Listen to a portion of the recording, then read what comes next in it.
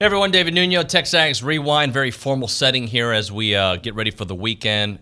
Richard, good show this week, right? Yeah, I mean, I thought you had 5 good shows this week, and I think this one was the best of all. Yeah, it's Friday. Well, it's Friday, and Friday means to complain. A lot of complaining about the music today, which I appreciate. So since this is a YouTube show, we should just do as much of that music as possible. Man, I don't know why people are complaining about the YouTube music because that's all I listen to. Yeah. In my car going home from work, I'm listening to the YouTube music. When I'm working out, which I don't actually work out, I'm listening to the YouTube music. When I'm working at home, I'm listening to the YouTube music. Hey, Who needs mainstream stuff? When we start working out together, we're going to do a YouTube catalog that we're going to have on our playlist. 21 and 21 today, brought to you by Factory Builder Stores, number 6.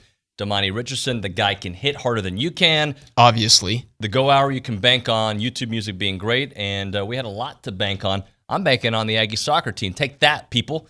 Billy Liucci, a fall camp update. We talked about all things in fall camp, and as we're getting, 2 weeks away from the start of the season. And one of my favorite guests, Chris Doering, big Chris Doering guy. I love him, dude. He's like the most genuine, nicest guy. Yeah, I remember that was my biggest takeaway from Media Days a month ago. He is very cool. We love ourselves some Chris Doering. Nothing funny to do today, but I'll just do this, I guess. And go to Boom. the videos. When you see Damani, what jumps out? The physical traits, David. I mean, that's number one. I mean, when he walked, whether he's walking into TexAgs to do the interview with me a couple weeks ago, whether you walk out on the practice field and see him. I've talked to scouts about him a lot. In fact, I talked to 3 scouts about him just this week. Damani is a guy who he jumps out at you on the field. He jumps out at you pre-snap. And then a lot of times he jumps out at you when you're watching this A&M defense play. He's not there yet.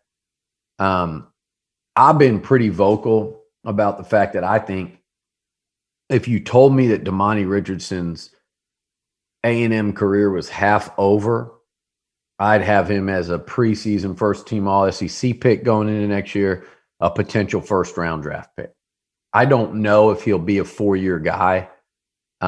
We're in this age right now where we're following A&M.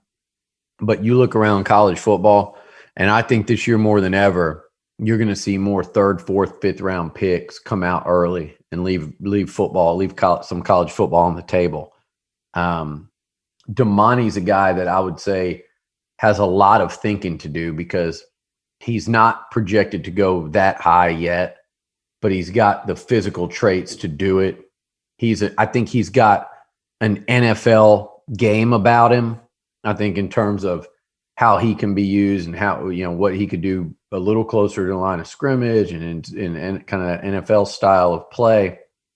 But man, I just think he's so talented and he flashes it and he's got a nose for the football and he can make, he can play physically.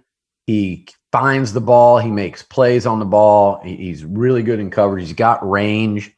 Again, not the fastest guy, but for his size, he's very fast. Yeah, there's some weeping and gnashing of teeth involving recruiting on our message boards these days. And, because, some players might want to take their visits. Well, first of all, I would take all my visits, even if I knew where I was going. Road trip. Yes, I want to have fun. And I don't know if any players are going to decommit or whatever. But no matter what happens, bank on Jimbo Fisher and his recruiting and finishing with a top 10 or maybe a top 5 class because you think he's worried? No. So I wouldn't be worried either. Jimbo, no matter what happens with all this, again, this stress that you're going for, haven't you learned yet that when it's all said and done, Fisher's going to get the job done? He's going to get it done. And by the way, if you let's find at what age, I think at any age really, but if you're a 50-year-old man typing with a fake name mean things at a 17-year-old kid who's changing his mind because whatever reason, it's Thursday, he changes his mind. His parents have a connection to another school. He's not feeling enough love. You don't have to be rude. You don't have to you're a loser if you do for an opinion. Yeah, first of all, let me say this. All you 50-year-old guys, that are on TexAgs, I love you. Yo, I love you too. And thank you. But don't be rude to people. There's just get things under control, because your coach has it under control. I guarantee you. So I haven't seen some of the mean stuff. I just, in general, I see on social media for other schools, and I saw it at our recruits when our recruits or commits are saying, "I'm going to A&M." Right? I've seen it, and it's what people have their reasons. It's going to be fine. I think you phrased it better than I could ever phrase it. Just bank on Jimbo Fisher. He's got it taken care of. He's going to get it taken. And quite frankly, if you believe in all that stuff, and you're that interested in recruiting for your school, well, understand that somebody is going to find your comment that's attacking a kid, and they're going to put it on their site to use it against you. Yeah, look how those Aggies treat the guys. Look how they treat kids and things like that. Don't. I think our base does a pretty good job. I do. I think we're talking about a very small number. And you know what? You always don't even know if they're Aggies. They're getting more guys back out on the practice field. They've had a bunch of guys kind of out. You saw Chapman out there. I saw you tweeted it where he wasn't wearing a yellow jersey. So that would be point number one. Point number two would be just in general, they look like they're getting more and more healthy. Point number three, which Hop talked about yesterday, I talked about earlier, that Shamar Turner's that dude. And I've already said I think he might start pretty early this season alongside McKinley Jackson maybe. And then finally, one thing, Bryce Foster and Ruben Fothery, and I mentioned this last week. We saw Fothery out there getting first-team reps early.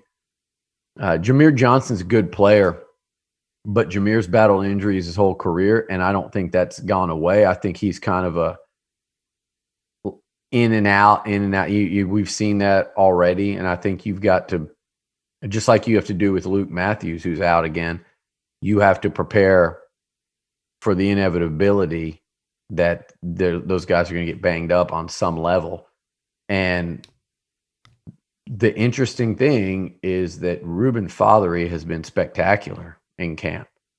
Not for a true freshman. He has looked really, really good. And Bryce Foster, I noticed yesterday, was working with the twos at center, which I mentioned also in the update. The people that think they're not getting anything, read the damn update.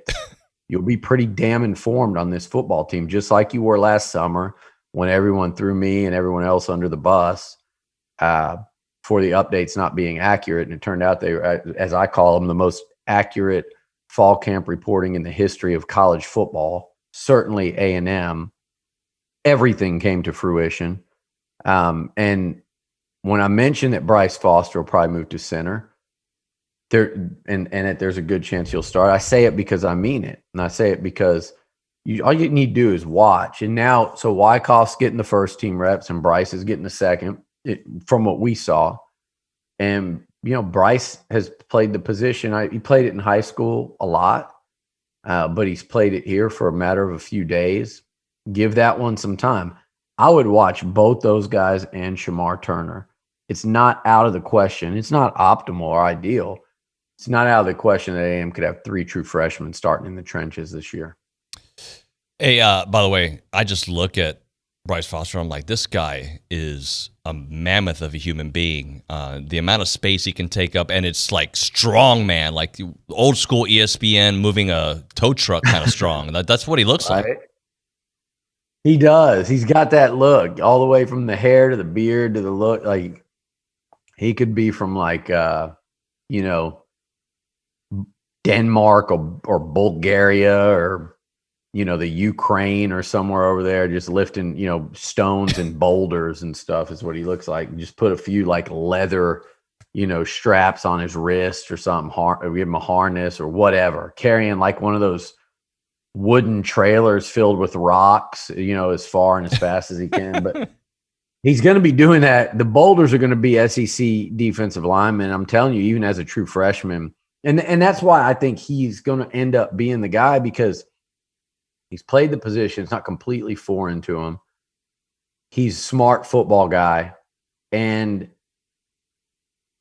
he, like Shamar Turner, they've got this different level of like grown man strength about him. DeMarvin Leal, one of the best defensive linemen in the entire country this year. Timbo Fisher has coached in the SEC for a long time as an assistant, understands what it takes to win in this league. I think he's not only recruited great players, they've developed them really, really well. They've created a physical atmosphere in practice that you would probably know much better than I do, but hearing the stories about the way they get after it reminds me a lot of, some of the practices that we were a part of in the SEC when I was coming up. And then, Mike Elko, I look at what he's done in terms of the commitment to being a great run-stopping defense. And, I've heard a lot of people talk to our boy Billy Liucci the other day and talked about the comparisons between A&M's defensive line and Alabama and Georgia's defensive lines. You look at them on tape, they are very, very similar in terms of the way they look, the way they're built, and maybe this year, the depth of talent that they have. I think that's the thing that separates really good defensive lines in our conference. Everybody has talent on the defensive line, but how many waves of defensive linemen can you roll in there without losing anything from your first team unit to the second, third guys? So today we did a Around Aggieland with Richard. I think he had 4.5 seconds to do his entire segment. So for that reason, Richard, I'm going to allow you to have 15 seconds of anything you want to say about anything right now. I don't really know, man. All I want to do enough. is prove that I can pronounce the name Devon A-Chain. Devon A-Chain. All right, so now that you've watched the entire video, tell your friends about it, and? First of all, you're going to like this video and like all of our other videos. And then second, you're going to subscribe to this page and get us to 5,000 subscribers. And the 9th person to make a comment from this video will get what? The 9th person from this to like So if we get about 9 comments, that absolutely nothing. What about the 15th person? Same as the 9th person. You get nothing. I got it. The 139th person to comment on this. Man, if we get 139 comments on this, we've done something wrong. He's going sleeveless next one. All right, thanks, guys. No Thanks for chance. watching.